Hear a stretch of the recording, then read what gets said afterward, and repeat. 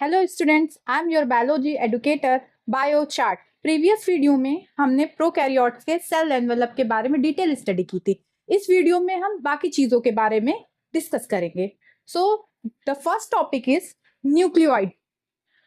Essential genomic DNA होता है prokaryotes में, जैसे यूकैरियोट्स में डीएनए होता है, क्रोमोसोम्स होता है, उसी तरीके से प्रोकैरियोट्स में भी जीनोमिक डीएनए होता है।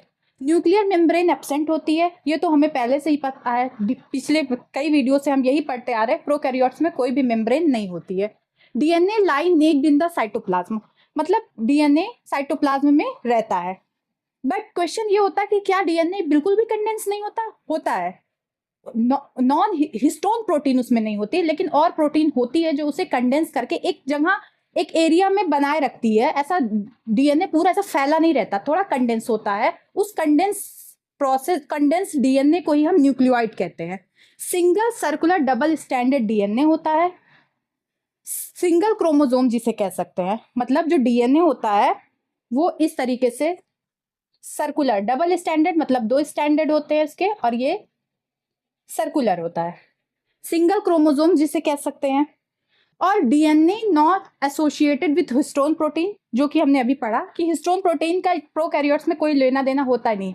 बट ये क्वेश्चन पूछ सकता है क्या इस न्यूक्लियोइड में कोई भी प्रोटीन नहीं होती है, बट वो नॉन हिस्टोन प्रोटीन होती है। The nucleoid contain genomic DNA, RNA and non histone protein. तो ये पूरा ओवरव्यू था न्यूक्लियोइड का। और आप जब इस पॉइंट को पूरा पढ़ लेंगे, उसके बाद जब आप एनसीईआरटी पढ़ेंगे, आपको एक एक पॉइंट मिलेगा। ये कंप्लीट एनसीईआरटी बेस्ड है। सो न्यूक्लियोइड तो हो गया।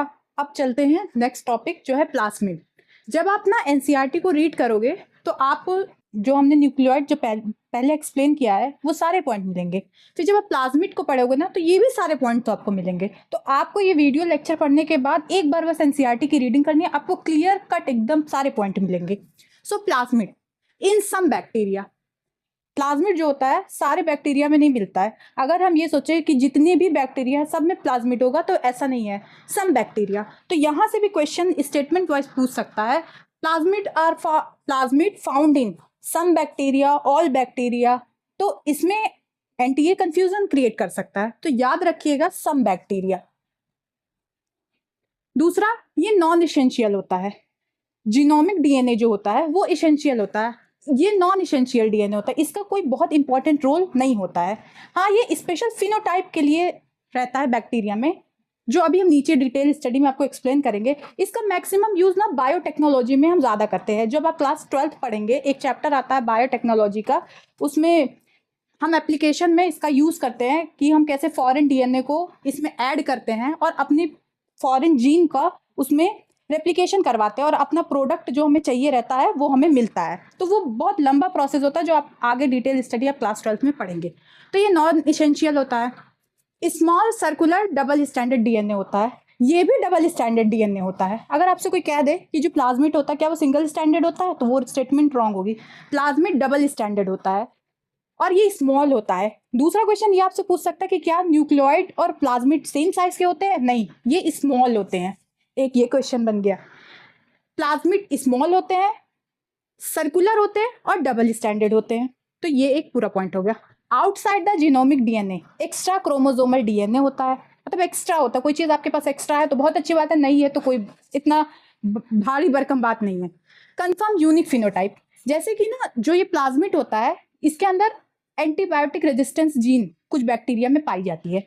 तो जब आप इस बैक्टीरिया को उस एंटीबायोटिक में डालेंगे तो वो उसमें सर्वाइव कर जाएगा। तो एक स्पेशल फिनोटाइप उसने दिखाया कि वो उस एंटीबायोटिक से रेजिस्टेंस कर दिया, तो इसलिए ये लाइन है यूनिक, कंफर्म यूनिक फिनोटाइप। ये आपको लाइन जो होगी वो जब आप एनसीईआरटी में पढ़ेंगे तो आपको ये मेंशन मिलेगा कि plasmid confirm unique phenotype like antibiotic resistance. और ये सेल्फ रेप्लिकेटिंग होता है। ऐसा नहीं है कि जब आप एक सेल का डबल, जब सेल डिवीजन होगा, एक सेल से 2 सेल बनते हैं तो हमारा जीनोमिक डीएनए 2 हो जाता है, मल्टीप्लाई कर देता है। लेकिन ज़रूरी नहीं है कि जब हमारा डीएनए डबल हो तभी ये रेप्लिकेट करे, ये सेल्फ रेप्लिकेटिंग होता है। इसीलिए हम इसका यूज़ करते हैं बायोटेक्नोलॉजी में, ताकि हम ई कोलाई में अगर अपने फॉरेन जीन को उसमें डालें तो ओरी पॉइंट पे हम अपने, जैसे इसमें ऐसा प्लाज्मिड होता है तो इसमें ओरिजिन पॉइंट होता है, ओरी पॉइंट कहते हैं। अगर हम यहाँ पे कट लगा के रेस्ट्रिक्शन एंडोन्यूक्लियस से हम कट लगा करके अगर अपना डीएनए जो हमें जीन मिली है, जिसको हम इसमें रेप्लिकेट करवाना चाहते हैं, अपने प्रोडक्ट बनवाना चाहते हैं, वो जीन जब हम इसमें ऐड कर देते हैं तो ये जो सेल होता है उस सेल में अपने मन से रेप्लिकेट होकर कई कॉपी बना लेता है, तो इसे कहते हैं सेल्फ रेप्लिकेटिंग। और अभी भी ये जो सेल का जो मेन डीएनए वो अभी भी एक ही है, लेकिन प्लाज्मिड जो कई सारे हो गए, तो इसे कहते हैं सेल्फ रेप्लिकेटिंग। बिना मतलब जीनोमिक डीएनए के डबल हुए भी ये रेप्लिकेट हो गया। Occurs only in prokaryotes. ऐसा नहीं है कि यूकैरियोट्स में भी ऐसी प्रॉपर्टी है, मतलब प्लाज्मिड जैसी प्रॉपर्टी, ये सिर्फ और सिर्फ प्रोकैरियोट्स में पाया जाता है। ये पूरा एक एक पॉइंट आपको एकदम अच्छे से लर्न होना चाहिए। सम बैक्टीरिया में पाया जाता है, नॉन एसेंशियल होता है, स्मॉल होता है, डबल स्टैंडर्ड होता है, एक्स्ट्रा क्रोमोसोमल डीएनए होता है, यूनिक फिनोटाइप कंफर्म करता है, और सेल्फ रेप्लिकेटिंग होता है, और प्रोकैरियोट्स में सिर्फ होता है। अब प्लाज्मिड के सारे पॉइंट आपको इतने ही सिर्फ पढ़ने, इससे एक्स्ट्रा जाने की कोई ज़रूरत नहीं है। सो ये पॉइंट खत्म होता है। अब हम नेक्स्ट मीसोसोम्स के बारे में फर्दर स्टडी करते हैं। सो अब बात होती है मीसोसोम की। मीसोसोम जो होता है वो इनफोल्डिंग ऑफ प्लाज्मा मेम्ब्रेन होता है। मतलब ये प्लाज्मा मेम्ब्रेन है, इसकी इनफोल्डिंग हुई ऐसे ऐसे। ये प्लाज्मा मेम्ब्रेन है, इनफोल्डिंग मतलब inside the cytoplasm, extension of plasma membrane into the cell, cell के अंदर, infolding. Increase surface area and enzymatic content of plasma membrane. जब कोई भी चीज ऐसे ऐसे इनफोल्ड होती है तो जाहिर सी बात एक इतना बड़ा थ्रेड इतने में हो जाता है, तो जाहिर सी बात इतना सरफेस एरिया कवर करने के लिए ज्यादा मेम्ब्रेन की जरूरत होगी, तो इसलिए सरफेस एरिया भी बढ़ जाता है और enzyme content of plasma membrane भी इंक्रीज हो जाता है। तो ये पूछ सकता है इनफोल्डिंग से सरफेस एरिया पे क्या होता है, इंक्रीज होता है, increase the surface area and enzymatic content of plasma membrane. इसके फंक्शन जो होते हैं, अब आप कुछ लोग ऐसे होते हैं कि एकदम डीप स्टडी करते हैं कि अच्छा सेल वॉल कैसे फॉर्म होती है, मीसोसोम कैसे सेल वॉल फॉर्म करता है, कैसे डीएनए का रेप्लिकेशन करवाने में हेल्प करता है, कैसे डिस्ट्रीब्यूशन में हेल्प करता है। लेकिन इतना डिटेल स्टडी करने में आपको उस पर पीएचडी नहीं करनी है, आपको बस एनसीईआरटी के पॉइंट देखने हैं, उसको लर्न करना और एनटीए से नीट एग्जाम को निकालना है। उस पर आपको ना ही एक बुक लिखनी है मीसोसोम्स के बारे में, तो आप बस इतना लर्न, मतलब जैसे अब फंक्शन में है तो इसके बस फंक्शन को देखिए, डिटेल स्टडी पे मत जाइएगा कि कैसे सेल वॉल का फॉर्मेशन हुआ, बस है तो है। तो फंक्शन है इसका cell wall formation, cell wall की formation, DNA replication and distribution to daughter cell, help in respiration. क्या होता है, सेल वॉल फॉर्मेशन, डीएनए का रेप्लिकेशन और रिस्पायरेशन। और अगर आपसे ये पूछता है कि जैसे यूकैरियोट्स में जब आप आगे पढ़ेंगे तो माइटोकॉन्ड्रिया जो होता है वो हमारा रिस्पिरेशन में हेल्प करता है, एटीपी का फॉर्मेशन हुआ, ईटीसी इलेक्ट्रॉन ट्रांसफर चेन होती है उसमें, तो ये एनालॉगस टू माइटोकॉन्ड्रिया होता है।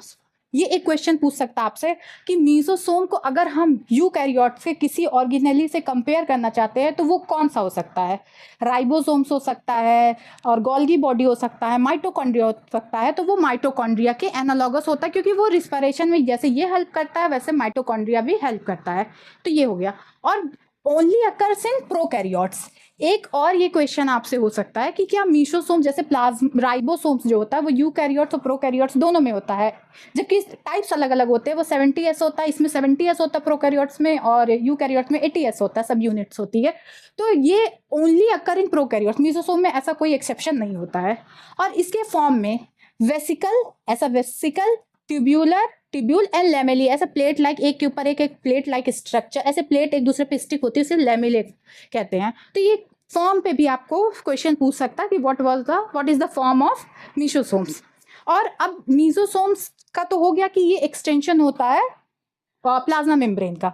अब एक स्पेशल एक्सटेंशन होती है प्लाज्मा मेम्ब्रेन की जिसमें फोटोसिंथेटिक पिगमेंट पाया जाता है। अब वो पिगमेंट जो होता है वो सिर्फ कुछ बैक्टीरिया में पाया जाता है। क्रोमेटोफोर ब्लू ग्रीन एल्गी में सिर्फ पाया जाता है, ब्लू ग्रीन एल्गी, सी और बी, सी से क्रोमेटोफोर, बी से ब्लू ग्रीन एल्गी। आपको याद करना कि क्रोमेटोफोर किसमें पाया जाएगा, blue green algae cyanobacteria, C और B, chromatophore blue green algae cyanobacteria. एक बार और रिपीट करिए, chromatophore blue green algae cyanobacteria. Membrane extension in the cytoplasm, same, क्योंकि ये भी प्लाज्मा मेम्ब्रेन की एक्सटेंशन होगी।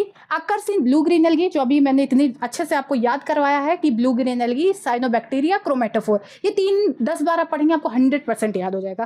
कंटेन फोटोसिंथेटिक पिगमेंट, क्योंकि ये फोटोसिंथेसिस करते हैं और अपना खाना बनाते हैं। तो ये हो गया ओवरऑल पूरा मीसोसोम्स के बारे में। प्लाज्मा मेम्ब्रेन की इनफोल्डिंग होती है, इनटू द सेल होती है, एंजाइम कंटेंट इसमें बढ़ता होता है, एक सरफेस एरिया बढ़ जाता है, सेल वॉल का फॉर्मेशन में, डीएनए के रेप्लिकेशन में, रिस्पायरेशन में, एनालॉगस टू माइटोकॉन्ड्रिया होती है। स्पेशल होता है क्रोमेटोफोर जो कि ब्लू ग्रीन एल्गी साइनोबैक्टीरिया में पाया जाता है क्योंकि इसके अंदर फोटोसिंथेटिक पिगमेंट होता है। पूरा कंप्लीट हो गया और एक लाइन भी एनसीईआरटी की मिस नहीं है इसमें आपको। और अब अगला हम पढ़ेंगे पॉलीसोम्स। मीसोसोम्स के बारे में अब हम पढ़ चुके हैं, अब हम पढ़ेंगे राइबोसोम्स के बारे में, फिर हम उसके बाद आएंगे पॉलीसोम्स पे। पॉलीराइबोसोम्स या polysomes. Ribosomes non membrane bound organelle. पहला question, non membrane, which organelle is non-membrane bound? It's ribosomes. Ribosomes non-membrane. In the cytoplasm associated with plasma membrane. Which ribosomes is associated with plasma membrane? Prokaryotes ribosomes. Prokaryotes ribosomes associated with plasma membrane. दूसरा question. तीसरा question ये पूछता है which types of ribosomes are found in prokaryote? 70S. But eukaryotes have both 70S and 80S, both. But prokaryotes only 70S type. 70S type में भी दो सब unit होती है, large and small. 50-30 याद करने का तरीका 70S 80S, 70 और 80 में 70 चूज करेंगे, 70 हो गया और 80 तो यूकैरियोट्स में होता है। अब बात करते हैं 30-40, 30-40, 50-60, 70-80। Prokaryotes, eukaryotes 70 unit 70, 30-30, 40 eukaryotes, 50-50, 60 eukaryotes की लार्ज यूनिट। ये आपको पूरा लर्न बहुत इजीली हो जाएगा। 30 से शुरुआत कीजिएगा, 30 इसको दिया, 40 यूकैरियोट्स को दे दिया, 50 इसको दिया, 60 यूकैरियोट्स को दे दिया, 70 प्रोकैरियोट्स को दिया, 80 यूकैरियोट्स को दे दिया।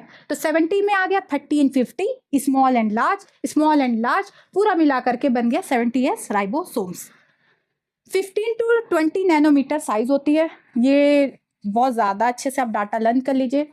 50-20 की जगह 35-25 दे सकता है, 35-45 दे सकता है, 5 and 15 दे सकता है। तो 15 and 20 प्रोटीन सिंथेसिस करता है, सबको पता है राइबोसोम्स प्रोटीन के सिंथेसिस में हेल्प करता है।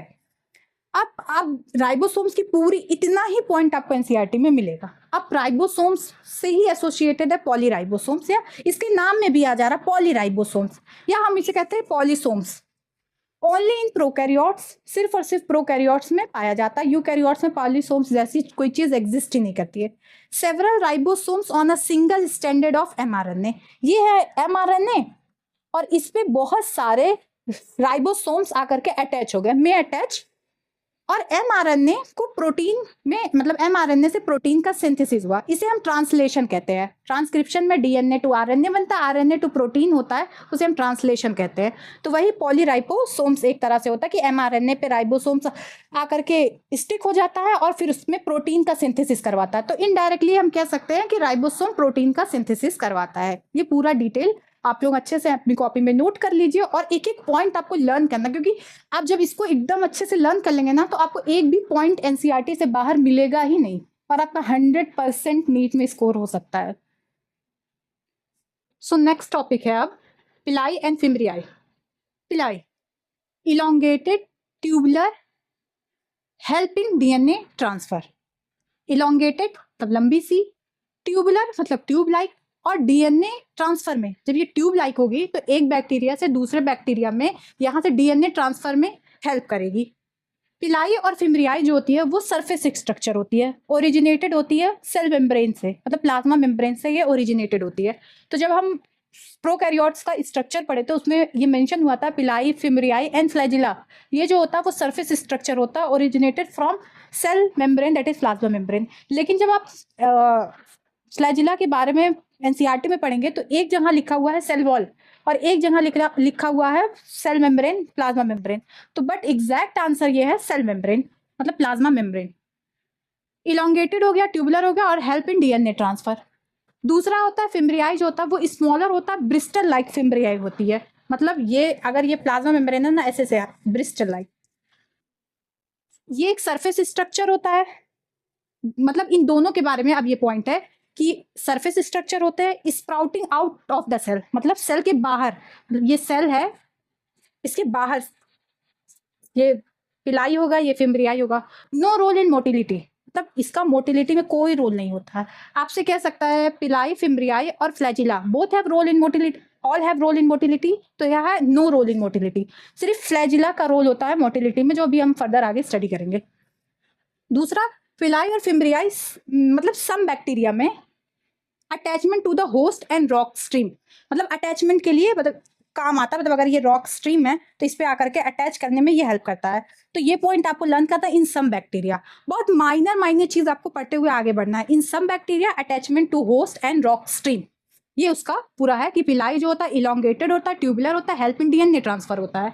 फिम्ब्रिया जो होता है स्मॉल ब्रिस्टल लाइक फाइबर होता है। ये दोनों जो होते हैं सरफेस स्ट्रक्चर होते हैं, out of sprouting out of the cell होते हैं। इन दोनों का कोई रोल नहीं होता मोटिलिटी में। दे मतलब ये दोनों pili and fimbriae in some bacteria attachment to the host and rock stream. आप जब एनसीईआरटी पढ़ेंगे फिर आपको सारे पॉइंट मिल जाएंगे। अब हम नेक्स्ट टॉपिक जो पढ़ते हैं वो है फ्लैजिला। अगर बैक्टीरिया में फ्लैजिला है तो वो मोटाइल है, अगर फ्लैजिला नहीं है तो वो नॉन मोटाइल है। Flagella bacteria motile and non motile. If motile flagella present, अगर वो मोटाइल है तो उसमें फ्लैजिला अब प्रेजेंट होगा, अगर नहीं है तो एब्सेंट होगा। फ्लैजिला होता क्या है? एक thin filamentous extension from cell wall. Thin filamentous extension from cell wall, पतली सी फिलामेंट जैसी एक्सटेंशन होती है सेल वॉल से। ये एक डेफिनेशन है, आपको लर्न करनी है। Thin filamentous extension from cell wall, vary number and arrangement. कभी ऐसा हो सकता है कि बहुत सारे फ्लैजिला हो, मतलब ये अगर सेल है 1 2 3 4 5 6 7, कभी एक फ्लैजिला हो सकती है। कभी उसका अरेंजमेंट ऐसे हो सकता है, ऐसे हो सकता है। तो ये very in number and arrangement, number and arrangement, उसमें नंबर वेरी करेगा और अरेंजमेंट वेरी करेगा। तो यहाँ से क्वेश्चन पूछ सकता है कि फ्लैजिला वेरी इन नंबर और वेरी इन अरेंजमेंट और very in arrangement and number both. तो बोथ पे आपको टिक करना है। नंबर में भी मतलब वेरी कर सकता है और अरेंजमेंट में भी नंबर सेम होगा। दो बैक्टीरिया है, दोनों में फ्लैजिला का नंबर सेम है, लेकिन अरेंजमेंट वेरी कर सकती है। एपिकल हो सकता है और ट्यूब मतलब ट्रांसवर्स सेक्शन हो सकते हैं, तो मतलब वेरी करेगा। इसके 3 पार्ट होते हैं। फ्लैजिला को 3 पार्ट में मतलब डिवाइड किया गया है, basal body, hook and filament. और जो फिलामेंट होता है वो लॉन्गेस्ट एक्सटेंशन होता है फ्रॉम सेल सरफेस से, मेड बाय फ्लैजिलिन प्रोटीन। ये आपको लर्न करना कि फ्लैजिलिन प्रोटीन से फ्लैजिला बना होता है प्रोकैरियोट्स में। प्रोकैरियोट्स का फ्लैजिला फ्लैजिलिन प्रोटीन से बना होता है। अब हम फ्लैजिला का देखते हैं। ये प्लाज्मा मेम्ब्रेन होती है प्रोकैरियोट्स की, ये उसकी सेल वॉल होती है। सेल प्लाज्मा मेम्ब्रेन और सेल वॉल के बीच में बेसल बॉडी होती है। बेसल बॉडी के ऊपर हुक होता है, हुक से फिर फिलामेंट सबसे लॉन्गेस्ट पोर्शन निकला होता है। बेसल बॉडी प्लाज्मा मेम्ब्रेन के ऊपर होती है, सेल वॉल से हुक होता है, फिर उसके बाद फिलामेंट्स होता है। तो हम कह सकते हैं कि thin filamentous extension from cell wall. लेकिन सेल मेम्ब्रेन से भी मतलब कह सकते हैं फ्लैजिला ओरिजिनेट होता है, सेल वॉल दोनों सही होगा। लेकिन एनसीईआरटी में मेंशन सेल वॉल है, तो आपको सेल वॉल पे ज़्यादा ध्यान देना है कि अगर पूछ लेता है कि प्रोकैरियोट्स में जो फ्लैजिला होता है thin filamentous extension from cell wall, तो ये ट्रू है फॉल्स है, तो आप ट्रू लगा दोगे, क्योंकि एनसीईआरटी है। सेल प्लाज्मा मेम्ब्रेन से बेसल बॉडी होती है, फिर हुक होता है जो कि सेल वॉल के बाहर होता है, फिर फिलामेंट होता है जो कि भी सेल वॉल के बाहर होता है। तो ओवरऑल देखा जाए तो मेन स्ट्रक्चर जो है वो सेल वॉल के बाहर ही है। तो कह सकते हैं कि एक्सटेंशन फ्रॉम सेल वॉल। तो ये पूरा फ्लैजिला के बारे में था कि मोटाइल होगा अगर बैक्टीरिया होगा तो उसके पास फ्लैजिला होगा, अगर फ्लैजिला नहीं है तो वो नॉन मोटाइल होगा। नंबर और अरेंजमेंट में वेरी करता है। 3 पार्ट होते हैं, basal body, hook and filament होता है। फिलामेंट सबसे लार्जेस्ट एक्सटेंशन होता है सेल सरफेस का और फ्लैजिलिन प्रोटीन का बना होता है। प्रोकैरियोट्स और यूकैरियोट्स का जो फ्लैजिला की प्रोटीन होती है वो अलग अलग होती है। इसमें फ्लैजिलिन प्रोटीन होता है, यूकैरियोट्स में ट्यूबुलिन प्रोटीन होती है। सो अब नेक्स्ट वीडियो में हम इंक्लूजन बॉडी के बारे में पढ़ेंगे, फिर उसके बाद हमारा प्रोकैरियोट्स कंप्लीटली फिनिश्ड हो जाएगा। फिर हम नेक्स्ट यूकैरियोट्स के बारे में डिटेल स्टडी करेंगे। तो अभी एक और टॉपिक बचा है, वो है इंक्लूजन बॉडी, उसको करते हैं, फिर प्रोकैरियोट्स अपना खत्म होता है। प्रोकैरियोट्स में जो लास्ट टॉपिक है वो है इंक्लूजन बॉडी। इंक्लूजन बॉडी जो होती है वो रिजर्व फूड मटेरियल का स्टोरेज फॉर्म होती है। जैसे अगर हमारी बॉडी में एटीपी स्टोर होती है, उसी तरीके से प्रोकैरियोट्स में जो फूड मटेरियल स्टोर होते हैं वो इंक्लूजन बॉडी के फॉर्म में स्टोर होते हैं। इंक्लूजन बॉडी जो होती है वो साइटोप्लाज्म में फ्री होती है, लाई फ्री इन द साइटोप्लाज्म, किसी जगह पे नहीं होती है, फ्री होती है। तो ये भी एक क्वेश्चन बन सकता है, free lie in the cytoplasm, statement true और फॉल्स, तो ट्रू होगी। नॉट मेम्ब्रेन बाउंड, ये एक क्वेश्चन बन सकता है कि inclusion body is membrane bound और नॉट मेम्ब्रेन बाउंड, तो not a membrane bound inclusion body एक मतलब स्टोरेज स्ट्रक्चर है, साइटोप्लाज्म में फ्री होता है प्रोकैरियोट्स में। और जो इंक्लूजन बॉडी के रिजर्व फूड मटेरियल होते हैं जो होते वो है ग्लाइकोजन, ग्लाइकोजन के ग्रेन्यूल्स होते हैं, फॉस्फेट के ग्रेन्यूल्स होते हैं, साइनोफाइसिन ग्रेन्यूल्स होते हैं। ये तीनों पॉइंट जिसमें ग्लाइकोजन ग्रेन्यूल्स में ग्लाइकोजन स्टोर होता है, फॉस्फेट ग्रेन्यूल में फॉस्फेट स्टोर होता है, तो ये स्टोरेज फॉर्म होती है हमारे रिजर्व मटेरियल की। गैस वैक्यूल जो होता है वो भी एक इंक्लूजन बॉडी है। अब आपसे पूछ सकता है कि गैस वैक्यूल जो होता है वो सारे बैक्टीरिया में पाया जाता है, तो गैस वैक्यूल जो होता है वो blue green purple green photosynthetic bacteria, gas vacuole सारे बैक्टीरिया में नहीं पाया जाता, blue green purple green photosynthetic bacteria में गैस वैक्यूल पाया जाता है। और गैस वैक्यूल एक टाइप की इंक्लूजन बॉडी है। Inclusion body only in prokaryotes, store reserve material, lie free in cytoplasm, not membrane bound, glycogen granule, phosphate granule, cyanophycin granule, gas vacuole. अब ये पूरा प्रोकैरियोट्स फिनिश हो गया।